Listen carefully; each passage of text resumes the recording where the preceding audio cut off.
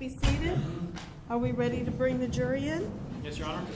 Okay, let's go ahead and bring the jury in. Is Ms. Rumph available? She is, Your Honor. We can call Ramona Rumph.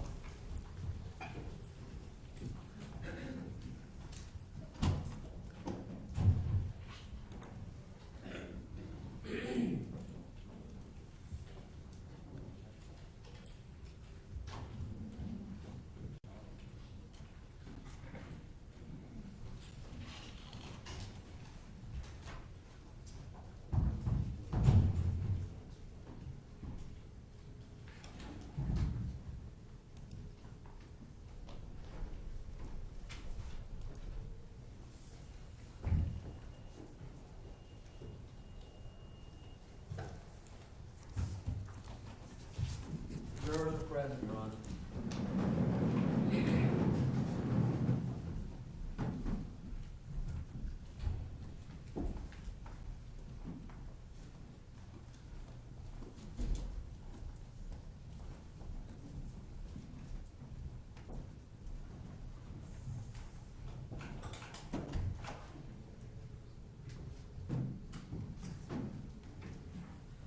Please be seated. Welcome back, ladies and gentlemen. And while you're getting settled in, I'm going to ask you my questions. If your answer is yes to any of the questions, please raise your hand.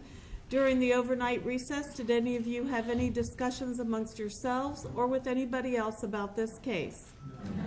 And no hands are being raised. Did any of you read or listen to any radio, television, or newspaper reports about the case? No. No hands are being raised. Did any of you use any type of an electronic device to get on the internet to do independent research about the case, people, places, things, or terminology? No. No hands are being raised. And finally, did any of you read or create any emails, text messages, Twitters, tweets, blogs, or social networking pages about the case? No. No hands are being raised. Okay, we're going to continue with the testimony of Ms. Rumph. I will remind you that you are still under oath. You may proceed. Thank you, Your Honor. Morning, ma'am. Good morning. I'm going to move for the moment to you referenced a series of 911 calls from the night of February 26, 2012, and specifically, I'll direct your attention to exhibits 158, 159, 160, 161, and 162, 163, all currently stipulated into evidence. You prepared and recognized those records? Yes. And are those the recordings as well as the Sheriff's Department notations and reports affiliated with those 3 phone calls? Yes. Okay. Is one of those phone calls referenced as a call by Ms. Lauer? Yes, sir. Could you tell us the number affiliated with that one, please? It should be on the red sticker. Yes.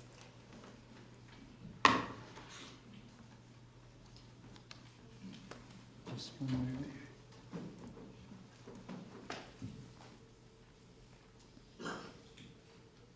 Number 158. Okay. And is Exhibit 159, is that the written portion of that? Yes, that is the CAD screen. And when you say, talk about the CAD screen, what I'm interested now is, do you have the ability, based upon the records maintained by the Sheriff's Department, to tell us when a phone call, number 1, connects and then is answered and then disconnects and any actions taken? Can you tell the times that those events occur as it relates to each 911 call? Yes. And I think you testified earlier that as to 911 calls, there's actually a caller ID feature so that you know the identity and number of most of the callers as soon as the connection is made. Yes, that is correct. Okay. Yes, ma'am? Could you tell me, as it relates to Exhibits 158 and 159, and I'm going to start with the Lauer call, can you tell us what phone number that call was made from? Yes, it was 407-701-8991. And explain for the jury briefly, if you would, the difference in the times that we talk about, whether it's connect, times that are dispatches, that sort of thing, and then the difference as to the disconnect time. As I explained yesterday, the connection time is date and time stamp. That was February 26th of 2012. And the connection time is the time that we picked up the phone. The created time is the time that that call taker or that dispatcher sent that call in for service or made some type of function with that call. But it was the time that that call was actually, I also refer to it as EVA, which you'll see later. The event was added for a call for service. And as for the disconnect times, were you also able to review the Sheriff's Department, the Seminole County Sheriff's Office records to determine the disconnect times for those calls? Yes, sir. I'm going to focus for the moment again back on Exhibit 158, the Lauer call. Can you tell me the time that that call connected to the 911 system? Yes, that call connected at 19:16:11. So that's 7:16 and 11 seconds p.m.? Yes. Can you tell me what time it disconnected? I would have to refer to your records because I don't have that here. Okay. What time do you show a dispatch there? On this particular event, as we referred to yesterday, this event was a duplicate event due to we had several calls coming in regards to the shooting. So this event was created and then duplicated out to another event. When I referred to that yesterday, when you get several calls and you're connecting them, that is what this call was. And what time was that done? This was created and duped out to another event at 19:16:35. I'm sorry, you said you need to look at a different record for the disconnect time? Yes, sir. I think you have that. Let's move for the moment to 160. Okay. Is that the Surdyka call? And for the court reporter, that's Surdyka? Yes, it is. Can you tell me the connection time for that one? The connection time is 19:17:06. And can you tell me how long that call lasted? I cannot tell you the duration without the other record. Can you tell me the event number associated with that one? Yes, the event number is 2012-057-1680. Is that a different number than the Lauer call in 158?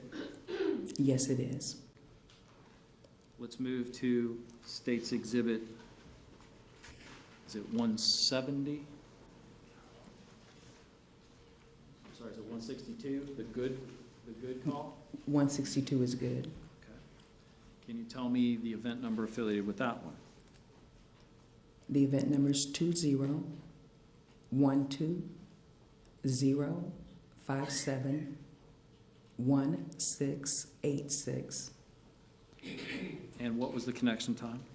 The connection time was 19:17:15. And the phone number that that one came from? Can we approach in just a moment, Yawn?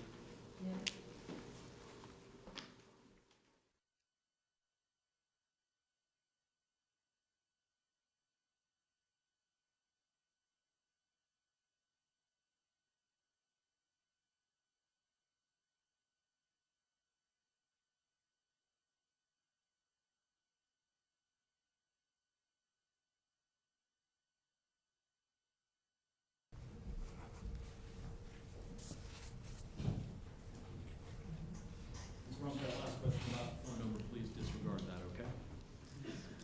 Just to recap, the Lauer call connected at 19:16:11, the Surdyka call at 19:17:06, and the good call connected what time?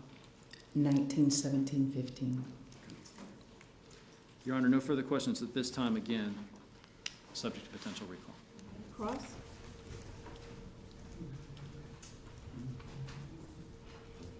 Thank you, Yawn. No questions.